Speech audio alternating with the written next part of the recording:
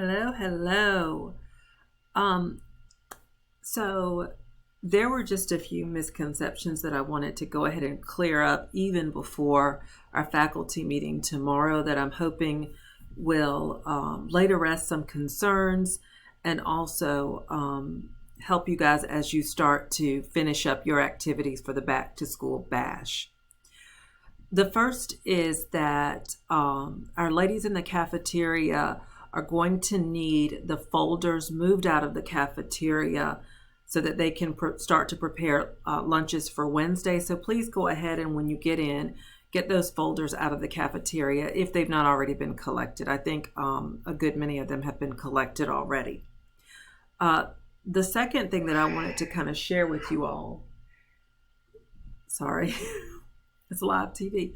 The second thing that I wanted to share with you all is the fact that the folders that we're sending home, there will be two folders. So you will send one home and then students will send one back and we can send work out to them on another one so that they always have a folder available for them to put work in and for you to collect work in.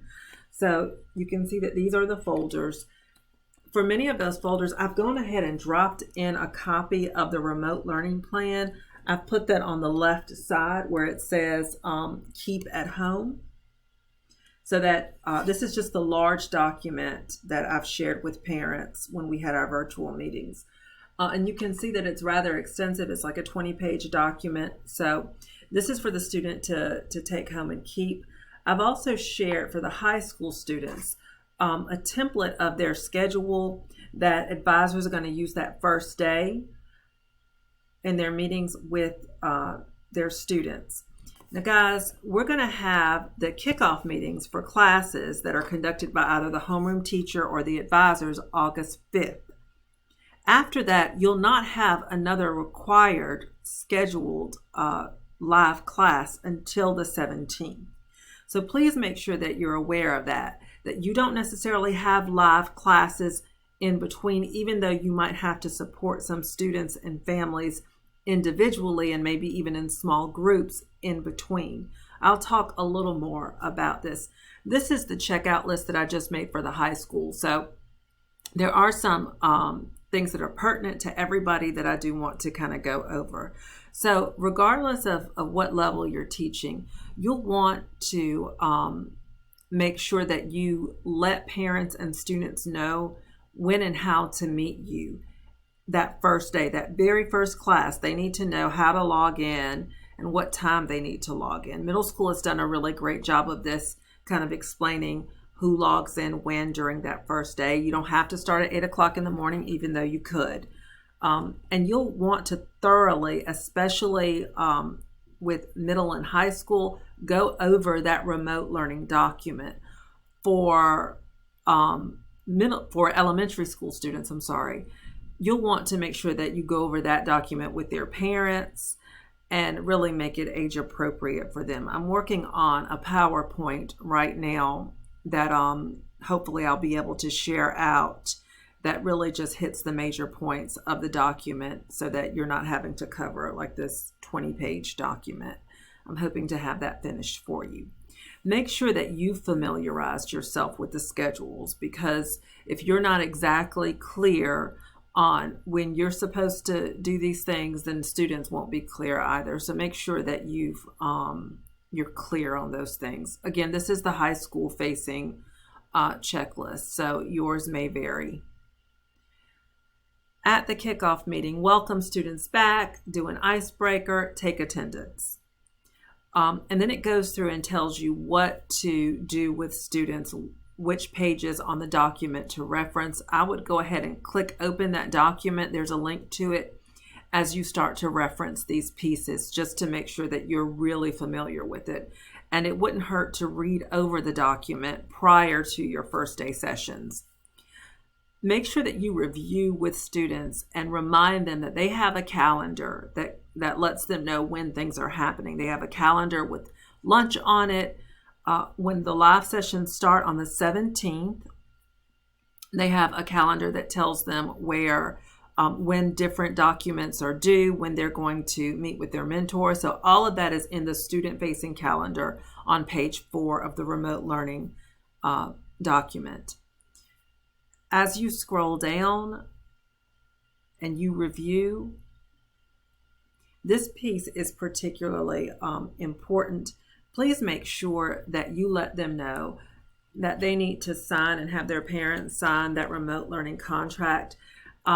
Right here on the right side where it says return to school, in many of your folders, I've already placed this document right before the registration packet. You'll want to remind them to turn that registration packet back in too. But this document is just the page 15 where it has the actual contract. Spend some time on this. Make sure that they know that this should be signed and returned, and they can return that on the bus route.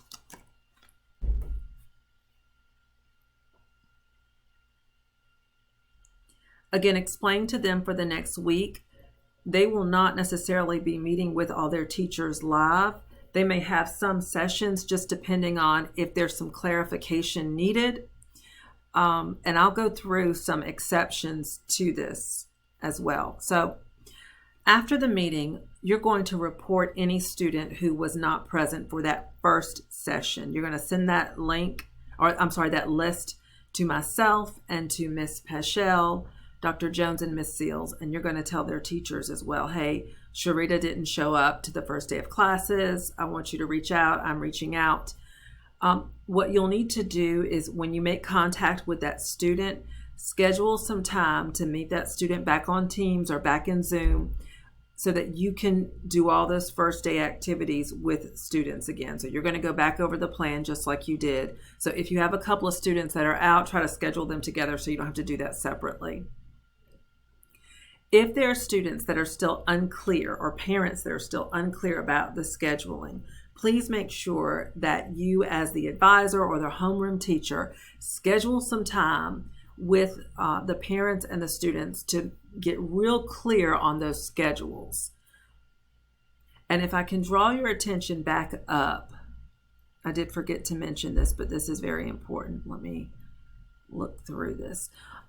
Where it says review page 7 and 8 here, and it talks about technical support. Spend some time having students to look in their packets, because many of their teachers have placed where it says keep at home here on the left side.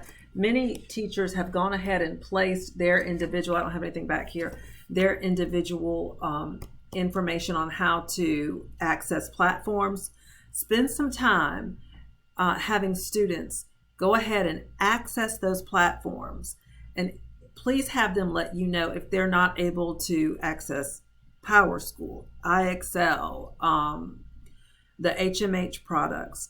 Please go ahead and tell them to let you know that so you can make contact with the teachers, Mr. A, the rest of our instructional support, so that they have time to help students work out those kinks. And if students continue to have problems with the platforms, then that is a time when the individual teachers can meet with students during this time off to help them access that platform. Our goal is for us to be able to start out strong on the 17th, have all the technical pieces fixed. Teachers, if there are students who are not consistently logging on to practice the different activities you've assigned for them, please go ahead and reach out to them. Even set up a meeting with their parents, reiterating the importance of it, making sure that everybody knows how to log in. Sometimes it's easier to make a video or to just open up a Zoom room real quick just to have a quick meeting. Sometimes, I guess, communication doesn't always come through clearly in an email or a remind message, and you'll want to be available to students and their families during this time.